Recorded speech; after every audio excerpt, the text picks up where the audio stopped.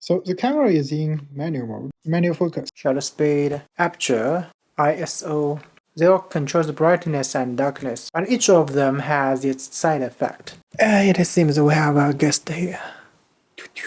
For shutter and aperture, the value is actually fraction, so the bigger the number you see, actually the less value it is. For the shutter speed, you may consider this is a sensor and this is a curtain. When the curtain is lifted, the sensor will take picture of what's in front of it. The larger number you set, the smaller the value will be, which means the curtain will open and close very fast, which means less light will be allowed in, so the image might be darker. But the benefit is you will get a sharper image, because let's say if the curtain is left open a little bit longer, so when the object in that image is actually moving, the movement of the object will also be captured during that curtain open time period. So how we can use it? Well, it's like when we took something in faster action like the sports, we can use larger number, which means faster speed. And if you want to shoot some waterfall, you want to see the water is dropping, then you can use relatively smaller value, so you can capture the water is moving, that kind of stuff. And if you're shooting video, you can also try smaller number to get a kind of like a dreamy video. While the aperture is also in fraction,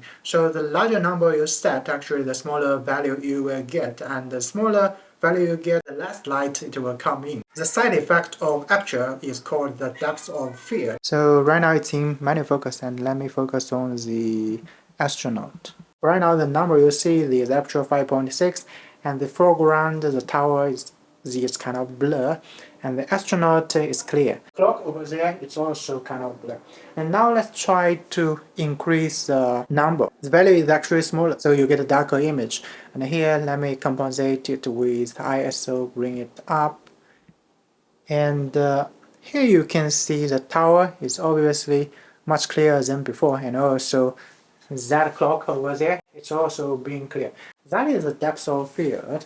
With the understanding of aperture, for photo, you can set a larger number, so you get a better background-foreground separation for like subject like human portrait. And for the landscape, you can set the aperture into relatively larger number, so you can get almost everything in focus. And for the video, there is always like a focus pull and also kind of vlog background blur. And for ISO, it's easy to understand. The lower the value, the darker the image will be. I don't recommend you to set the ISO very low, like 100, 200, because it's kind of like a threshold. You need to have some levels so you can have the different gradient. And I believe that's why for some log, they request you to set the minimum to 400 or 800. And also we can't set the ISO too high, because if it's too high, it will introduce noise. On the other hand, you also shouldn't be afraid that the ISO is too high, so there are a lot of noise. Because consider the content, I would prefer to have a better view instead of,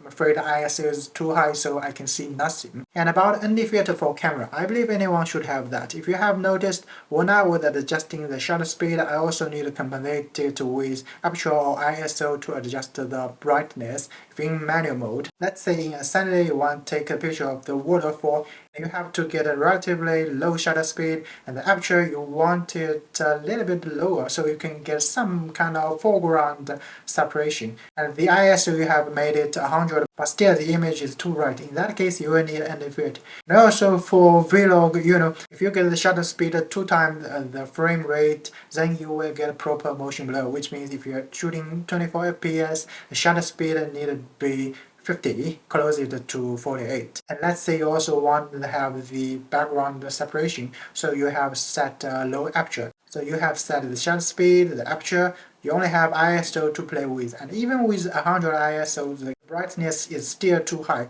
then you will need the ND filter to help you. For me, I'm using an adjustable ND filter, so you can adjust it without replace it. But if you forgot your ND filter or you simply don't want to have them, you can still compromise from shutter speed, the aperture to get a proper image of it. And about lens, there are several values we need to know. This one means diameter 67, which is used for ND filter. When you buy ND filter, you need to check the diameter of the lens. And for the Canon zoom lens, maybe other brand. For EFS, it means the lens is used on certain type of camera. And this is actually use IFS, but you have this kind of adapter to use the lens. And for the 10 to 18, this means it's a zoom lens. for prime lens you only have one value.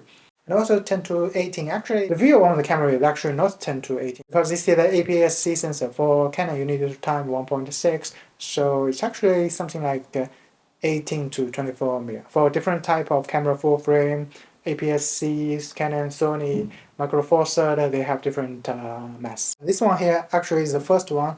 Is kind of telling you this is fraction. The 4.5 to 6.6 means the lowest aperture. This is a zoom lens. That's why here it has two aperture. For high-end or good lens, usually the aperture is 2.8 or even less, which means you can allow more light to come in and has more kind of background blur. The IS means image stabilization for different lens, maybe it's right different. STM, that stands for kind of motor. It is kind of important because for certain type of motor, if you are making vlog, the autofocus zoom thing, the motor sound might be annoyed. I wanted to mention one more value. See the focus here? If I put it closer, it's actually blue. And far away, clear. Because this value stands for the minimal distance between the subject and the sensor. It needs to be larger than this distance to get into focus. Okay, then that is for today, and I hope the video will be helpful, and see you in the next one.